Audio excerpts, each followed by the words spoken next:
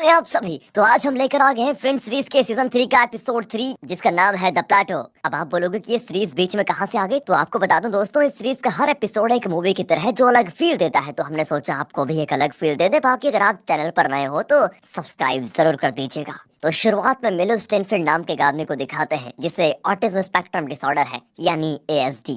वो new Jersey की एक सड़क पर खड़ा एक फ्लावर शॉप में खड़ी औरत को देख रहा होता है। इसी बीच वो अपनी इर्द गिर्द हो रही घटनाओं को लेकर कोई कैलकुलेशन कर रहा होता है। वो दूर से आती हुई एक बस, सड़क का पैथोल, एक स्ट्रीट आर्टिस्ट और एक बाइसाइकिल राइडर को गौर से देखता है। फिर वो सड़क क्रॉस करके पैथोल के पास वाले मेल बॉक्स पर एक पेन रखता है। उसकी इन एक्टिविटीज का कोई प्लांट सीक्वेंस होता है। जैसे ही वो ऐसा करता है तो एक प्लांट चेन रिएक्शन की तरह एक के बाद एक करके घटनाएं होती हैं, जिसमें पैथोल में एक टैक्सी उतरती है, जिसकी वजह से पैथोल का पानी उस पेन में गिरता है और वो पेन नीचे गिर जाता है। इस बात को वो स्ट्रीट आर्टिस्ट नोटिस करता है और पेन उठाने के लिए उसके पास जाता है, और इसी दौरान वो साइकिलिस्ट तेजी से आकर आर्टिस्ट से टकराकर मेल बॉक्स पर गिरता है और मेल बॉक्स पास के एक फ्रूट स्टैंड पर गिरता है। इस वजह से वहाँ हलचल मच जाती है और बस ड्राइवर का ध्यान भी इस तरह आकर्षित हो जाता है। ध्यान भटकने से वो ट्रैफिक सिग्नल को रेड होते हुए नहीं देखता और सीधे जाकर बस को उस औरत के ऊपर चला देता है। वो औरत ऑन द स्पॉट मर जाती है। इस तरह मिलो का प्लान रहा सक्सेसफुल और वो उस जगह से आराम से चला जाता है। अगले सीन में FBI स्पेशल एजेंट ओलिविया डोनम को दिखाते हैं, जो होमलैंड सिक्योरिटी के फ्रिंज डिवीजन में काम करती है। ये पैरानॉर्मल एक्टिविटीज में स्पेशलिस्ट है। दरअसल एक हेड इंजरी की वजह से ओलिवा कई दिन बाद आज काम पे लौट रही है।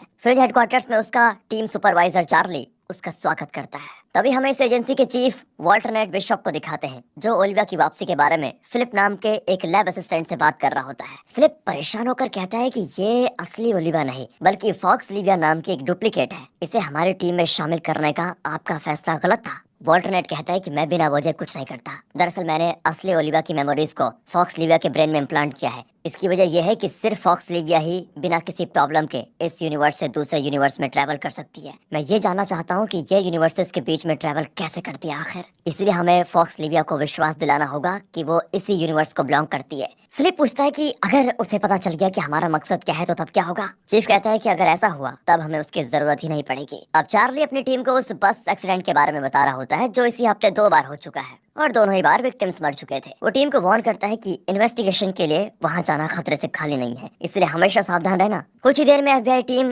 एक्सीडेंट साइट पर पहुंच जाती है और वो हर तरफ क्लूज ढूंढने लगते हैं। इस टीम को लीड करता है FBI एजेंट लिंकन ली, जिसके चेहरे पे जलने के निशान होते हैं। चार्ली विक्टिम की बॉडी को जांच करता है और उसके फिंगरप्रिंट से उसकी डिटेल्स निकालता है। उसे पता चल जाता है कि इस विक्टिम का नाम जूलियन फॉस्टर है। ओलिविया उस बस ड्राइवर से पूछताछ करती है तो वो बेचारा शॉक में होता है, क्योंकि आज तक उसके बस के नीचे कोई पशु पक्षी कुछ नहीं आया, पर ये इंसान कैसे आ गया उसे खुद पता नहीं। दूसरी ओर एजेंट ली अब जानना चाहता है कि इस एक्सीडेंट के कोई नेचुरल कारण थे या फिर नहीं, पर उसे ऐसी कोई पॉसिबिलिटी नजर नहीं आती। लेकिन उसे स्पॉट पर एक बॉल पॉइंट पेन मिलता है। ओलिविया आई विटनेस से पूछताछ करके एजेंट ली को बताती है कि स्ट्रीट आर्टिस्ट इस पेन को उठाने के लिए नीचे झुका, जिस दौरान वो बाइसाइकिल राइडर से टकराया और तभी फ्रूट स्टैंड गिर गया था। एजेंट ली अब इस नतीजे पे पहुंचता है कि इस पूरी घटना की शुरुआत इस पेन से हुई थी। इसके बाद एक चेन रिएक्शन की तरह घटनाएं हुई और अंत में विक्टिम की मौत हो गई। अगले दिन फ्रिंज हेडक्वार्टर्स में एजेंट ली और चार्ली ये पता लगाने की कोशिश करते हैं कि एक ही हफ्ते में हुए इन 2 बस एक्सीडेंट्स के बीच कनेक्शन क्या है आखिर। एजेंट ली पहले एक्सीडेंट स्पॉट की फोटोज और उसी बॉल पॉइंट पेन को देखता है जो दूसरे एक्सीडेंट स्पॉट पर था। उसे अब शक होने लगता है कि दोनों ही एक्सीडेंट्स नहीं थे, बल्कि एक्सीडेंट की तरह प्लान की गई घटनाएं थी। अब वो फ्रिंज एजेंसी की मैथमेटिशियन एस्टेट से मिलते हैं और इन घटनाओं की डिटेल्स बताते हैं। वो कहती है कि एक ही इंसान 2 बार एक ही तरह से, और वो भी अपनी मर्जी के मुताबिक, इस तरह की घटना श्रृंखला को अंजाम नहीं दे सकता। अब उन्हें इसी बीच खबर मिलती है कि इन 2 एक्सीडेंट्स जैसा एक तीसरा भी एक्सीडेंट हो चुका है।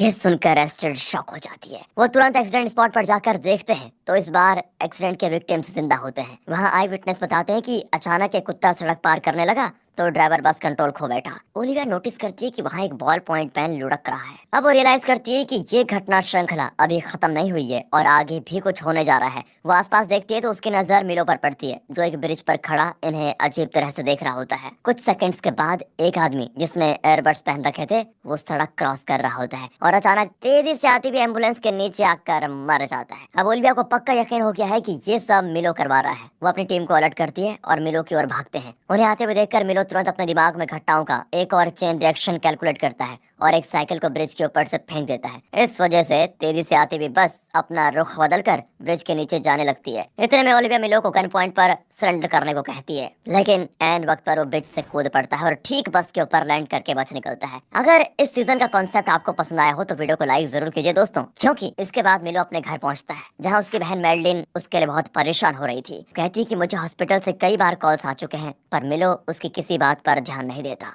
मैडलिन मिलो को सरेंडर करने को कहती है, क्योंकि मिलो का खेल अब हद पार कर चुका है। लेकिन मिलो जानता है कि वो आगे क्या कहने वाली है, इसलिए वो उसकी हर बात खुद ही पूरी करके उसे चुप करा देता है। कुछ देर के बाद मैडलिन मिलो को एक छोटा टॉय हॉर्स दिखाती है, जो मिलो को उसकी माँ की याद दिलाता है। उसे देखकर तो मिलो दुखी हो जाता है, लेकिन मैडलिन से कहता है अब इन बातों को मेरे लिए कोई मतलब नहीं रहता। वहाँ एजेंट ली को उसके रेगुलर स्किन चेकअप के लिए हॉस्पिटल ले जाया जाता है। ट्रीटमेंट रूम में जाने से पहले वो ओलिविया से कहता है कि इन 3 एक्सीडेंट्स में विक्टिम्स के बीच की सिमिलरिटी का पता लगाओ जल्दी। ओलिविया भी उसकी बात मानकर वापस हेडक्वार्टर्स आ जाती है और उन एक्सीडेंट्स के आई विटनेस से बात करती है। अब इन्वेस्टिगेशन के दौरान पता चलता है कि तीनों एक्सीडेंट के विक्टिम्स का एक मेडिकल सेंटर के साथ डायरेक्ट या इनडायरेक्ट कनेक्शन था। वो चार्ली को ये बात बताती है और दोनों तुरंत उस मेडिकल सेंटर के लिए निकलते हैं। वहाँ ओलिविया देखती है कि कुछ पेशेंट्स एक ही तरह का बॉल पॉइंट पेन यूज कर रहे हैं, क्योंकि वो डिजिटल डिवाइसेस के साथ कोप अप नहीं कर पाते। वो चीफ डॉक्टर लेवन से मिलते हैं। वो तीनों एक्सीडेंट्स के विक्टिम्स को पहचान जाता है और उनकी कुछ डिटेल्स इन्हें बताता है। वो कहता है कि सभी विक्टिम्स एक एक्सपेरिमेंट का हिस्सा थे,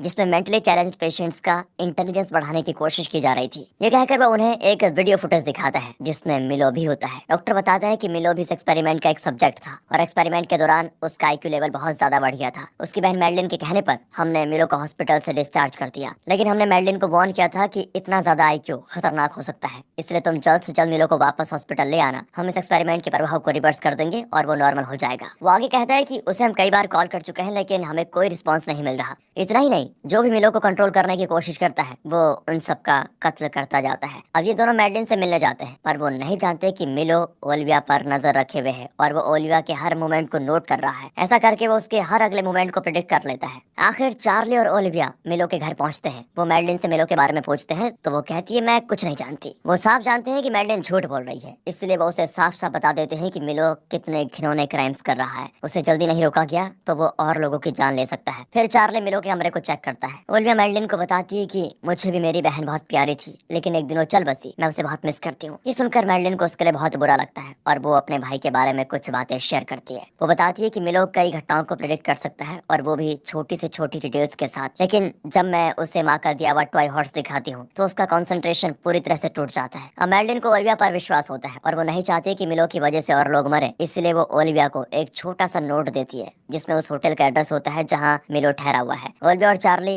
एस्टेट के साथ डिस्कस करते हैं कि मिलो को पकड़े कैसे, लेकिन जल्दी वो रियलाइज करते हैं कि वो जो भी प्लान करेंगे उसे मिलो पहले ही प्रेडिक्ट कर लेगा, इसलिए वो बिना किसी प्लान के सीधे मिलो के होटल पहुंच जाते हैं। मिलो अपने होटल रूम से नीचे देख रहा होता है और वो कैलकुलेट कर रहा होता है कि अगले कुछ मिनटों में यहाँ पर क्या होने वाला है। अपनी इसी काबिलियत के जरिए वो प्रेडिक्ट कर लेता है कि ओलिविया और चार्ली यहाँ पर आएंगे, उसे चेस करेंगे। वो ये भी कैलकुलेट कर लेता है कि वो ओलिविया को एक कंस्ट्रक्शन साइट पर लेकर जाएगा जहाँ हवा बहुत पतली होती है, यानी ऑक्सीजन बहुत ही कम। वहाँ सीमेंट ब्लॉक्स के ढेर के नीचे वो ओलिविया को फंसाकर मार डालेगा। अब जैसा उसने प्रेडिक्ट किया वैसे ही ओलिविया और चार्ली होटल पहुंच जाते हैं। वो देखते हैं कि मिलो सड़क पर खड़ा है। वो मिलो की ओर भागते हैं और वो सीधे कंस्ट्रक्शन साइट की ओर भाग जाता है। दोनों से चेस करते हैं। ओलिविया नहीं जानती कि ये मिलो का ट्रैप है। वहाँ पर थिन एयर का वार्निंग साइन भी होता है, लेकिन ओलिविया उसे नहीं देखती। अगर वो साइन बोर्ड देख लेती तो रेस्पिरेटर पहनने के लिए रुक जाती। अब मिलो ने प्रेडिक्ट किया था कि जब वो रेस्पिरेटर के लिए रुकेगी तो वो अपना अटैक करेगा, लेकिन वो ऐसा नहीं करती, जिसकी वजह से मिलो की कैलकुलेशन हो जाती है गलत और जिन सीमेंट ब्लॉक्स के नीचे वो ओलिविया को कुचलना चाहता था, ओलिविया उस ढेर से दूर भाग जाती है।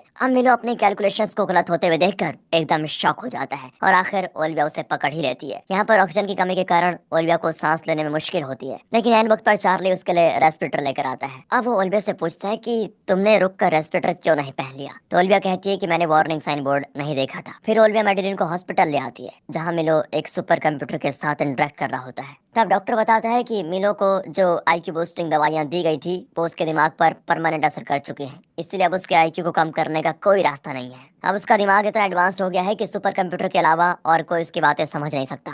ये सुनकर मैडलिन बहुत दुखी हो जाती है और मिलो को एक कमरे में उसका वही टॉय हॉर्स छोड़कर चले जाती है। उसी शाम को ओलिविया को अपने बॉयफ्रेंड पीटर का विजन आता है। जो कि दूसरे यूनिवर्स में रहता है। पीटर बताता है कि जहाँ पर तुम रह रही हो तुम उस यूनिवर्स को बिलोंग नहीं करती, तुम्हें उस यूनिवर्स के तौर तरीके नहीं आते, शायद इसलिए तुमने थिन एयर वाला वार्निंग साइन नहीं देखा, लेकिन इस वजह से तुम्हारी जान बच गई। अगर तुम्हें पता होता कि ऐसी जगहों पर वार्निंग साइन होते हैं तो तुम उस कंस्ट्रक्शन साइट पर मर चुकी होती। वो कहता है कि तुम्हें अपनी पुरानी मेमोरीज को रिकॉल करना चाहिए। ये कहकर वो ओलिविया को किस करता है और गायब। और इसी के साथ दोस्तों ये एपिसोड यहाँ पर खत्म होता है।